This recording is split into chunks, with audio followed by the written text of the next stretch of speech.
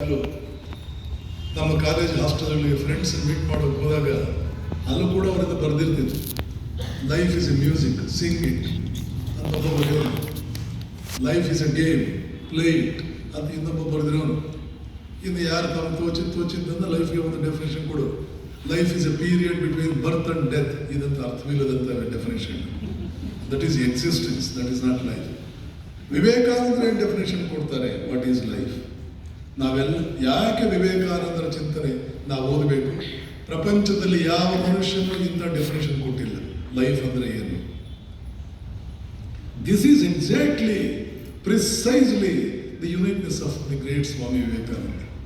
ಹೇಳ್ತಾರೆ, life is the unfoldment and development of a being under the circumstances tending to press it down.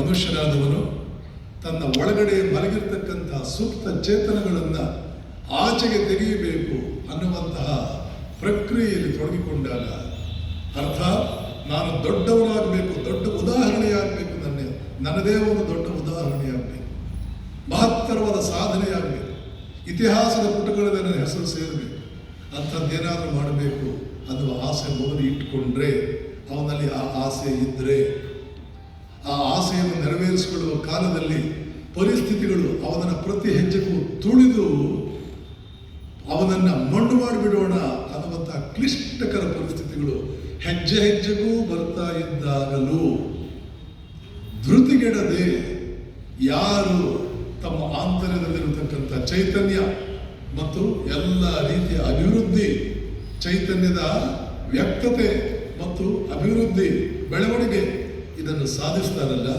ಅವರಲ್ಲಿ ಮಾತ್ರ life ಇದೆ, ಅವರಲ್ಲಿ ಮಾತ್ರ ಜೀವನ ಇದೆ.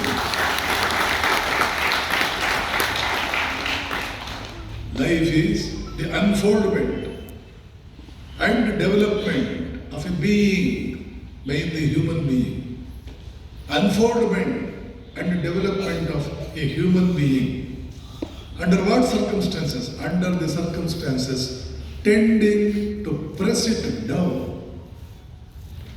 ಅಮುಕ್ ಹಾಕ್ಬಿಡ್ತೀನಿ, ನನ್ನ ತುಳಿದು ಹಾಕ್ಬಿಡ್ತೀನಿ. ಸ್ವಾತಂತ್ರ್ಯ, ಭಾರತದ ಗುಲಾಮಗಿರಿ, 1000 ವರ್ಷಗಳ ಗುಲಾಮಗಿರಿ, ಬದುಕಲೇ ಇಲ್ಲ ಈ 1000 ವರ್ಷ ಯಾರು ಕೂಡ. ಯಾಕೆ? ಪರಿಸ್ಥಿತಿ ನಿನ್ನನ್ನು ಹೊಸಗೆ ಹಾಕ್ತೇನೆ, ನುಂಗಿ ಹಾಕ್ತೇನೆ, ನೊಣಿ ಬಿಡ್ತೇನೆ, ನಿನ್ನನ್ನು ನುಂಗಿ ನೊಣೆಯುತ್ತೇನೆ ಅನ್ನುವಂತಹ ಪರಿಸ್ಥಿತಿಗಳು ಮನುಷ್ಯನ ಮೇಲೆ ಎರಗಿದರು. ಅಸ್ತಿತ್ವಕ್ಕೆ ಧಕ್ಕೆ ಬರುವ ರೀತಿಯಲ್ಲಿ ಪರಿಸ್ಥಿತಿ, ಅವರ ಆಕ್ರಮಣ, ಇವರ ಆಕ್ರಮಣ, ಇಂಥ ವಾತಾವರಣ ಇದ್ದರೂ ಧೃತಿಗೆಡದೆ ಎದ್ದು ನಿಂತು ತನ್ನ ಒಳಗಡೆ ಇರತಕ್ಕಂಥ ಮಹಾನ್ ಭವ್ಯತೆ, ದಿವ್ಯತೆಗಳನ್ನು ಅಭಿವ್ಯಕ್ತಿಗೊಳಿಸ್ತಾ ಬೆಳವಣಿಗೆ ಸಾಧಿಸಿ ತೀರ್ತಾನಲ್ಲ, ಅಲ್ಲಿ ಲೈಫ್ ಇದೆ, ಅಲ್ಲಿದೆ ಲೈಫ್. ಎಷ್ಟು ಜನ ನಾವು ಇದಕ್ಕೆ ಹೊಂದುತ್ತೀವಿ, ಈ ವ್ಯಾಖ್ಯಾನಕ್ಕೆ ಹೊಂದುತ್ತೀವಿ. ಕೆಲವು ಸಂದರ್ಭಗಳಲ್ಲಿ ನಾನು ಅನಿಸುತ್ತೆ ನನಗೆ, ನಮ್ಮ ಭಾರತೀಯರು ಬದುಕ್ತಾ ಇರೋ ಜೀವನ ಯಾವ ಜೀವನ? ಬಾಣಂತಿ ಜೀವನ. ಬೆಚ್ಚಿ ತುಪ್ಪ, ಆಗ್ತಾನೆ ಕಾಯಿಸಿ ತುಪ್ಪ, ಬಿಸಿ ಬಿಸಿ ಊಟ, ಬೆಚ್ಚಗೆ ಮಲಕ್ಕೋ, ಏಳು, ಒಂದು ಸ್ವಲ್ಪ ಏನಾದರೂ ಒಂಚೂರು ಓಡಾಡ, ತಿಂದಿದ್ದು ಜೀರ್ಣ ಆಗ್ಬೇಕಲ್ಲ, ಮತ್ತೆ ಹೋಗು ಒಂಚೂರು ಮಲಕ್ಕೋ, ಸಮಯ ಕಡೆ ಸ್ವಲ್ಪ ವೀಳ್ಯದಲ್ಲಿ ಹಾಕು.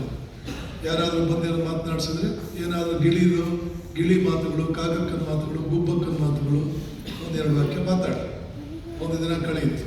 ನಾಳೆ ಸೇಮ್ ಥಿಂಗ್ ಗೆಟ್ಸ್ ರಿಪೀಟೆಡ್, ನಾಡದ್ದು ಸೇಮ್ ಥಿಂಗ್ ಗೆಟ್ಸ್ ರಿಪೀಟೆಡ್. ನಿನ್ನ ಲೈಫ್ ಇದು. This is jellyfish existence. ಇಂಗ್ಲೀಷಲ್ಲಿ ಮಾತಿದೆ, it's a jellyfish existence. Solomon Grundy ಆದರೂ ಬೇಕು. ಸಾಲೋಮಾನ್ ಗ್ರ್ಯಾಂಡ್ ನೀರಿನ ಮೇಲಿನ ಗುಳ್ಳೆ, ನೀರಿನ ಮೇಲಿನ ಗುಳ್ಳೆ, ಒಂದು ಸೊಳ್ಳೆ ಕೂಡ ಅದನ್ನು ಹೊಡೆದಾಕ್ಬೇಕು ಬೇಕಾದ್ರೆ. ಇದೊಂದು ಲೈಫ.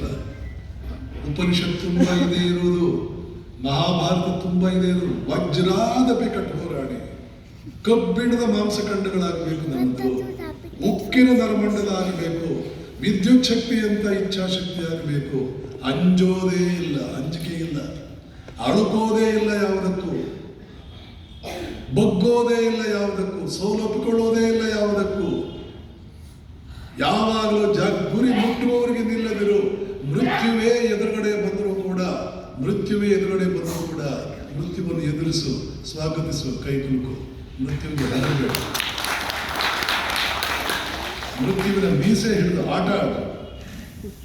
ನೆಪೋಲಿಯನ್ನ ಮೊಮ್ಮಗನನ್ನ ಪ್ಯಾರಿಸ್ನಲ್ಲಿ ಮೀಟ್ ಮಾಡಿದರು ವಿವೇಕಾನಂದ. ನೆಪೋಲಿಯನ್ ಮೇಲೆ ದೊಡ್ಡ ಅಭಿಮಾನ.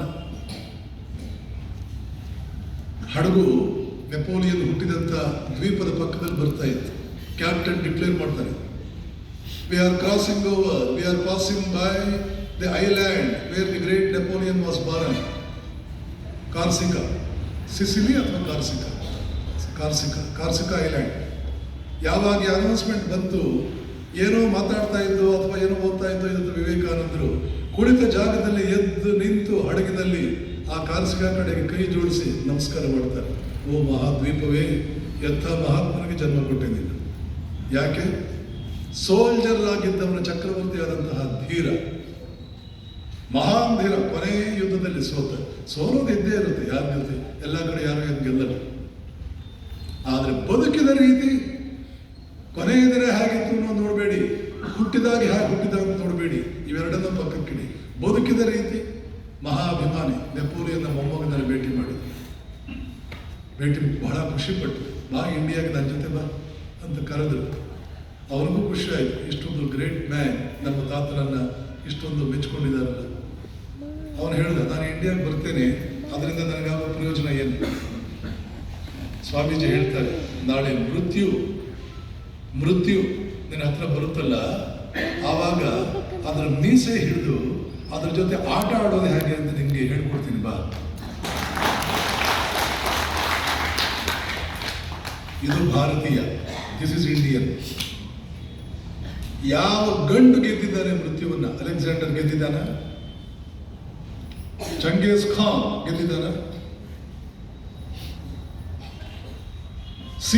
ಜೂಲಿಯಸ್ ಸೀಸರ್, ಇವನ್ನೆಲ್ಲ ಹಾಡಿ ಹೊಗಳಿ ಇತಿಹಾಸಕಾರರು ಅವರ ಮೇಲೆ ನಾಟಕಗಳು ಮತ್ತೊಂದು ಎಲ್ಲ ಕಟ್ಟಿ, ಆ ಕುರಿಗಳು, ಪಾಶ್ಚಾತ್ಯ ಕುರಿಗಳು ಹೇಗೆ ಹೋಗುತ್ತೋ ಅವ್ರಿಗಿಂತ 4 ಪಟ್ಟು ಜೋರಾಗಿ ಭಾರತೀಯ ಕುರಿಗಳು ಕೂಡ ಕೂಗ್ತಾ, I call him hero who has conquered everything in life, including death. ನನ್ನ definition, he is the hero who has not bowed before anything, including death. ಮೃತ್ಯುವಿನ ಮುಂದೆಯೂ ತಲೆ ಬಗ್ಗಿಸಲಿಲ್ಲ ಇವನು. ಅವನು ಧೀರ, ಅವನು ಹೀರೋ. ಯಾವ ಅಲೆಕ್ಸಾಂಡರ್ ಇದ್ದಾನೆ, ಯಾವ ಸೀಸರ್ ಇದ್ದಾನೆ. ಇಲ್ಲಿ ಹೇಳ್ತಾ ಇದ್ದಾರೆ ವಿವೇಕಾನಂದರು, ನಾನು ಅಂಥವನು ಅಂತ ಇಂಡೈರೆಕ್ಟ್ ಹೇಳ್ತಾ ಇದ್ದಾರೆ. ನಾನು ಅಂಥವನಲ್ಲ ಅಂತ ಪಾಠ ಹೇಳ್ಕೊಡುವ ಗುರು ನಾನು. ಬಾರು, ನಿಮ್ಮ ತಾತ ಏನು ಅವನಿಂದ ದೊಡ್ಡವನು ಮಾಡ್ತೇನೆ ಬಾ. This is how Vivekananda defines the concepts. Why Vivekananda ರಣಹೇಡಿಗಳಂತೆ ಬಾಡಂತೆ ಜೀವನ ಮಾಡಿಕೊಂಡು ಬದುಕ್ತಾ ಇರ್ತಕ್ಕಂಥ ಈ ಜೆಲ್ಲಿ ಫಿಶ್ ಎಕ್ಸಿಸ್ಟೆನ್ಸ್ ನಲ್ಲಿ ಬದುಕ್ತಾ ಇರ್ತಕ್ಕಂಥ ಈ ಭಾರತೀಯರಿಗೆ ಎದ್ದು ನಿಂತು ಸಿಂಹದಂತೆ ಗರ್ಜನೆ ಮಾಡಬೇಕಾದ ಆ ಸ್ಥೈರ್ಯ, ಆ ಗುಂಡಿಗೆ, ಇದನ್ನೆಲ್ಲ ಕೊಡಬೇಕಾದ ಇದೆಲ್ಲ ಕೊಡಬೇಕಾದ ಧೀರತೆಯ ಉಕ್ತಿಗಳು, ಮಾತುಗಳು ಬೇರೆ ಸಿಗುತ್ತೆ. ಅಂಥ ಧೀರರನ್ನಾಗಿ ತರಬೇತಿ ಕೊಡೋದಕ್ಕೆ ಇನ್ಯಾರಿದ್ದಾರೆ? ಈ ಮಾತುಗಳನ್ನು ಕೇಳಿ ಬಂಗಾಳ 3,000 ಕ್ರಾಂತಿಕಾರಿಗಳನ್ನು ನಿರ್ಮಾಣ ಮಾಡಿತು. ಎಲ್ಲರೂ ಇಂಗ್ಲಿಷ್ನವರ ಗುಂಡಿಗೆ ಬಲಿಯಾದರು, ಇಲ್ಲ ಗೆಲುಗೇರಿದ್ರು. 16 ವರ್ಷದ ತರುಣಿ ಬ್ರಿಟಿಷ್ನವರ ಗುಂಡಿಗೆ ಬಲಿಯಾದಳು. ವಿವೇಕಾನಂದ ಈ ಮಾತುಗಳನ್ನು ಕೇಳಿ ಇಂಗ್ಲಿಷ್ನವರು ಓಡಿಸೋದು ನಾನು ಬಿಡೋದಿಲ್ಲ. 3,000 ಜನ ಬಂಗಾಳದ ಕ್ರಾಂತಿಕಾರಿಗಳು ನಿರ್ಮಾಣವಾದರು. ಬಂಗಾಳದ ಅವ್ರ ಬಗ್ಗೆ ಹಿಸ್ಟ್ರಿನಲ್ಲಿಲ್ಲ, ಅವ್ರ ಬಗ್ಗೆ ಹಿಸ್ಟ್ರಿನೇ ಇಲ್ಲ. 16 ವರ್ಷದ ಯುವತಿ, ಅವಳು ಏನಾದರೂ ಮಾಡಿದ್ರು, ಇಂಗ್ಲಿಷ್ ಆಫೀಸರ್ ಮೇಲೆ ಒಂದು ಬಾಂಬ್ ಹಾಕಿದ್ಲು, ಸಿಕ್ಕಾಕೊಂಡ್ಲು, ಸತ್ಲು, ಫೈನ್. ಅದೇನು ಸಾಧಾರಣವಾದ ಕಾರ್ಯವೇ? 16 ವರ್ಷ. ಅದು ಆ ಕಾಲದ ಭಾರತೀಯರು. ಈ ಕಾಲದಲ್ಲೇ ಇಲ್ಲ. ಈ ಕಾಲದಲ್ಲಿ ಇಂಥ ಗುಂಡಿಗೆ ಇರೋರಿಲ್ಲ.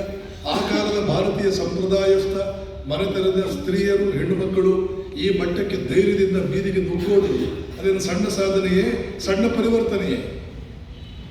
ಆ ಪರಿವರ್ತನೆ ಬಂದಿದ್ದು 2 ವಿಚಾರಗಳಿಂದ. ಒಂದೇ ಮಾತ್ರ, ಇನ್ನೊಂದು ಸ್ವಾಮೀಜಿಯ ಚಿಂತನೆ.